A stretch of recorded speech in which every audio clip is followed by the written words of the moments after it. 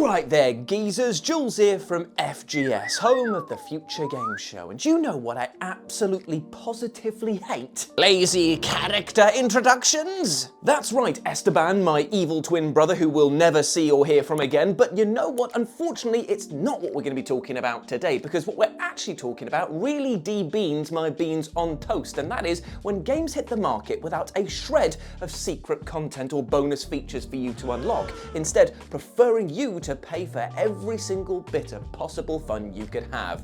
But thankfully, the games that we're talking about today are so chock full of secrets that they even reward you for playing entirely different games. From examples rewarding long-term fans of the series to those who have weird links to other franchises, all these games rewarded you for doing what you do best, and that is be a hardcore, and might I add, rather dashing gamer.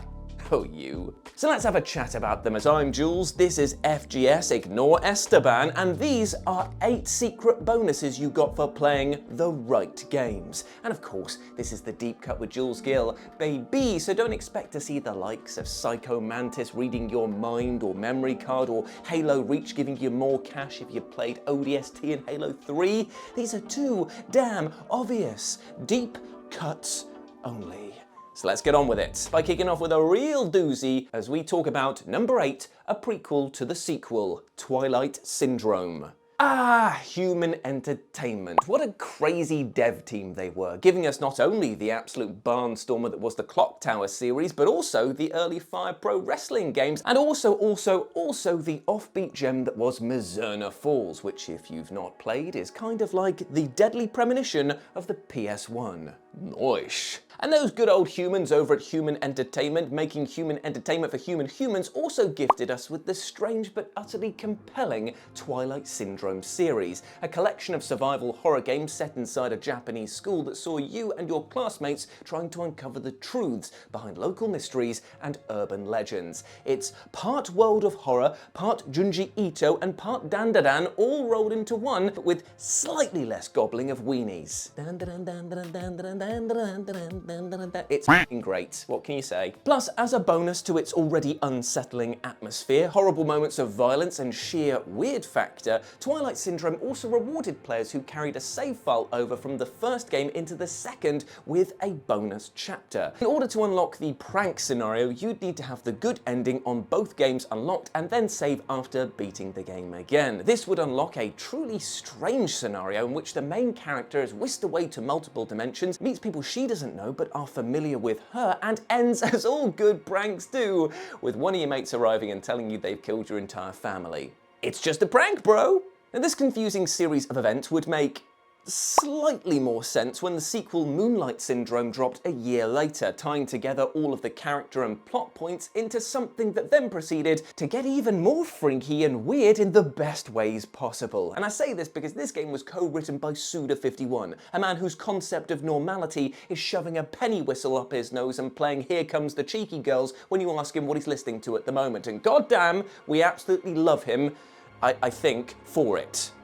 I think. Still, talk about a brilliant and brilliantly confusing bonus if you played the original 2 games. I'm holding up one finger here because I know that there'll be some people that point out the game got split into 2, and it was originally 1 title, nerds be nerdin', bases covered. Number 7, a ton of new racers. Jak X Combat Racing. Oh, Jak X, you absolute undersung beauty. How I love you and your chunky and most decidedly funky combat racing. Now, while many people might have bypassed this title thanks to its rather budget appearance and disconnect entirely from the main story, those fools, I say, missed out on a brilliantly fun racer. And as it turns out, they also missed out on an opportunity to bring the whole Jak and Daxter gang back together thanks to its cross-save bonus. You see, alongside all the extra cars, racers, and bonus features you could get from completing certain parts of Jak X or just 100%ing the entire game, if you had saves from Jak and Daxter 1 to 3 and the standalone Daxter PSP game, well, you could unlock a bevy of new rides and a ton of new characters, even including Ratchet if you had a Ratchet and Clank Gladiator save on hand. But arguably the best of these, though, is the ability to race around in the Daxter Mobile, a horrendously garish vehicle complete with Daxter's own face, which could be unlocked if you had a Daxter 100% save file and connected your PS2 and your PSP together. And why wouldn't you want to drive this? It handles well, goes like a greyhound with a bum full of dynamite, and is very easy to find in a congested car park. It's just like, oh, where's your car, mate? I've got a lot of heavy shopping here. Oh, it's just the one with my actual face over here. Boop, boop. Very modest. Number 6, Mona Pizza music video, WarioWare Touched. Okay, so while some other entries on this list have rewarded gamers for having old save data, in this example, people could experience a stone-cold classic of a bonus for stacking physical game cartridges together in a single session. The game in question, WarioWare Touched, an absolute gem of a mini-game collection starring everyone's favourite fart with a mustache, Wario. The other game in question, WarioWare Twisted, which is probably likely your second favourite gem of a mini-game collection starring everyone's favourite mustache with a fart this time around, Wario. Now, while owning these two games at once is like Mo with his two knives saying, I gotta tell you, it's pretty freaking sweet, it is when you become GCSE Hacker Man and add Touched to Twisted that you get this big beefy bonus. And that is, drumroll please, Mark, a second drum roll, add a third on top of it, lose the second, I didn't actually like that one there. It's a music video. Probably a bit too much build up there, bit too much. But it's not just any music video, it is Mona Pizza's theme song with subtitled lyrics and images showing her delivering pizza pies to the skies above as she bloody scooters her way into space to give some aliens a slice of za that is sure to put the passion in their pepperonis. It is so immediately silly, so utterly catchy and acquired so oddly that it's impossible not to love this amazing bonus. Fresh sauce and cheese galore, brought straight to your front door. This here is Mona Pizza. So gentlemen, raise your glasses of fine scotch or that half-drunk bottle of very flat iron brew that you've just got weirdly next to the side of your bed, and let's have a toast to one of the finest pieces of music since Baby Shark hit the airwaves. Mark, let it play. Fresh sauce and cheese galore, brought straight to your front door. Number 5, Ikaruga Mode, Radiant Silver Gun. Okay friends, I tell you what, keep hold of that half-flat iron brew that we spoke of earlier, because come on, I know that you didn't drink it just then, it's flat after all, why would you do that? That'd be stupid. Anyway, what I want you to do is instead pour it on the floor now, yeah, and just pay respect for the one that we lost along the way. And as it sinks into the carpet, I want you to think about the Xbox Live Arcade and how much we dearly miss it. Seriously, this was an online space that allowed smaller publishers to get a foothold on Microsoft's platform and gave players a huge amount of titles to download at usually little cost. And one of these absolute gems that didn't cost that many was the Xbox Live Arcade version of Ikaruga, or Ikaruga, I don't know how you want to pronounce it, a relentless shoot 'em up that would utterly obliterate your eyeballs in a single play session, as this was to eyes what cocaine was to noses. Plus, as a bonus to all of this brain melting, if you unlocked a specific achievement on this game, then it would actually benefit you further down the line if you ever played Radiant Silvergun, another unapologetically chaotic shoot 'em up that dropped on the 360 and other platforms in 2011. Now, if you had the Ikaruga data present, then you'd unlock Ikaruga Mode within Radiant Silvergun, allowing you to play through with a new combo chaining system present and a new set of scoreboards to compete against with other players on. It is a brilliant touch and honestly feels like the purest of bonuses, a reward to the hardcore lovers of the genre, and that offers a passionate set of players added longevity to an already great title. God, nowadays such a feature would probably cost you like 20 quid, or if it was Nintendo it would be on sale for like 3 weeks and then never again. They are so weird, right? Number 4, build a town and then ruin it, Gas Station Simulator. Now I won't lie to you friends. When I first started looking into Gas Station Simulator, I, unlike the namesake, was not exactly feeling the high-octane rush running through my veins at the thought of, well, managing a small-time business in an even smaller town. But then it happened. The seas parted, the planets aligned, and I learned in one swift motion to let go of all of my assumptions and see this game for what it truly is. As Gas Station Simulator isn't just a, well, pump and dump of an experience. No, this was a staging area to build and then potentially ruin your own personal town. You see, Drago Entertainment, the minds behind GSES, have actually got another few titles in the works, namely Road Diner Simulator and Motel Simulator, and all of them are actually going to connect to one another to form a simulator universe of sorts. This is still yet to be a sure thing, but from what the devs have detailed, actions in one game will dramatically affect the others, with the devs providing an example that if you break into cars that you're meant to be fixing in Gas Station Simulator, people will be less inclined to stay at your motel as the area will have negative reviews and be known for carjacking. It's a truly interesting premise to see how rewards will also be implemented between these games, but it's safe to expect that doing a good job in one area will definitely boost the others. Plus, let's face it, if the devs ever wanted to go down the horror game route, imagine a persistent threat that builds across all three games and then hunts you down across these titles. I know that's not what we're getting here, but come on, tell me that that isn't a great idea. Number 3, unlock Jacob the Snakeherb, SmackDown vs. Raw 2006. Okay, I can already hear the sound of 1,000 keyboards firing into action telling me that SmackDown vs. Raw 2006, one of the most universally beloved wrestling games, is not, and I repeat not, a deep-cut game, and that I should hang my head in shame and feed my genitals into a belt sander or something. But hold on, my friends, much like Leonardo DiCaprio in The Revenant, bear with me. You see, I'm not talking about any old version of SVR 2006, I'm talking about the much less played PSP version today, thus whapping my little worm into the face of any gob who says that I don't deliver on my deep-cut promises. And speaking of pythons, the reward in question that players can unlock over the two games is none other than Jake the Snake Roberts, who thankfully shows up here in his classic WWF presentation and not his decidedly more, gropey Heroes of Wrestling incarnation.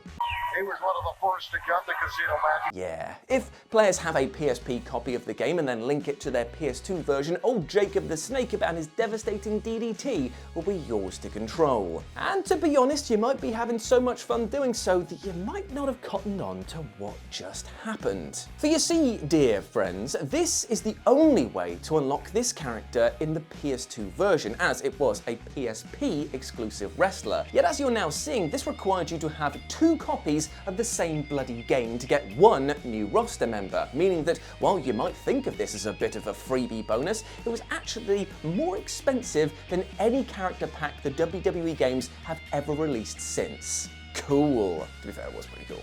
Number 2, import characters from tons of games. Centuri Alliance. And now for an extremely strange bonus doled out to players that comes in the form of an old school RPG known as Centuri Alliance, a game with graphics more dated than your nan's 1982 calendar. That was the year that she got really into having affairs. Still, what Centuri Alliance lacked in looks, it sure as hell made up with immersive gameplay, as here you were tasked with building a team of ragtag heroes from across multiple alien races, training them up, and then staging a daring mission to rescue a galactic superweapon. Yet here's where things get really odd, as Centuri Alliance allowed you to import characters from other games to make up your motley crew. Now, this might not sound odd at first, until you learn that Centuri Alliance was a standalone game and the characters that you can import data from are from entirely different franchises and weren't even made by the developers of this game. From Ultima, Wizardry, Might and Magic, and The Bard's Tale, you can import characters complete with their mirror stats right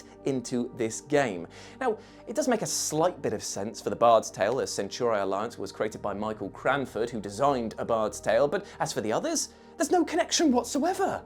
It's actually kind of brilliant though. I wish more games were so eager to share successes like this. Although, in this day and age, you'd likely import a copyright lawsuit against your Wizardry character import as well, so yeah. But anyway, speaking of Wizardry, let's talk about number 1, the fact that you can change the entire plot in Wizardry 8. Right, so with this entry, I have to begin it with an apology. Mark, please slide in my apology podium right here. Dear gamers, I apologise for showcasing old school game footage without providing another mini window of Subway Surfaced or a hydraulic press smooshing things, because I realised that was a real challenge for some younger gamers to get through. Hell, I even almost tuned out and I was presenting the goddamn thing. Therefore, we're now going to be moving to a game with much more updated and engaging graphics in the form of Wizardry 8. Oh my god, what, this actually looks somehow worse. Oof.